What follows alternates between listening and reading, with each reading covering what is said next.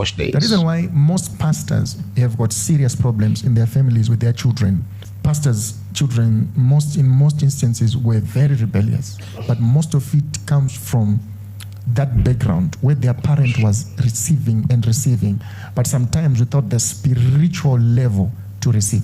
So you don't just receive even an offering from someone or a seed from someone. You have to question, because people transfer burdens. People are not giving you money, they're giving you their burdens. So in itself, it's something that has been placed on the altar. And what's placed on the altar should first be consumed by God before you consume it.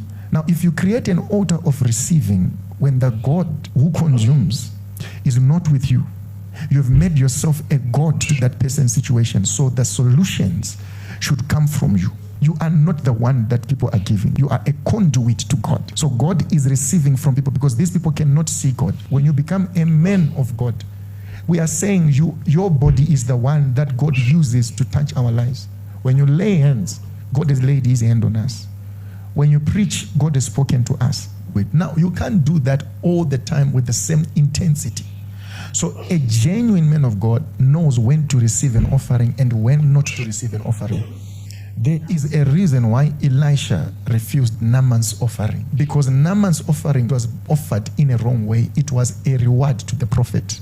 It was not a seed to God. So God does not sell anything. Even when people come to sow a seed, they are not buying anything.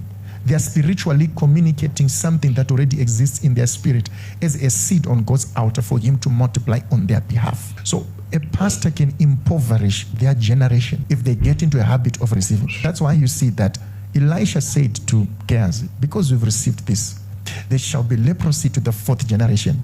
Because Naaman did not come to give an offering. What he was giving away was his leprosy. So when you've received his money, what you actually received was his leprosy. But Gehazi, you are not me, Elisha.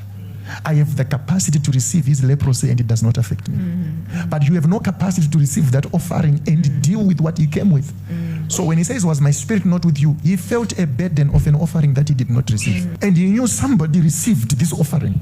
So what he did was he refused to take responsibility for an offering that he did not receive. So you also need to know that there is a seed that you sow that does not represent the burden in your spirit. That's why most people say we give but nothing more, because what they gave is not even consistent with the weight that is being carried in their spirit. So you don't determine the sacrifice. The issue does. I'm making you a father of nations. So God is saying, give me your son. Why is God asking for that? Because God knows the weight of what he's giving him. Because God saw you and I as Abraham's children. He was not just seeing the Israelites. He was seeing you and I and everyone that's going to get into heaven. They are all Abraham's children. And so God took the offering, but he left it on the altar. That's why he said to him, don't kill your son, because I've already received him. It's not about what you were giving physically. It's what represented in the spirit.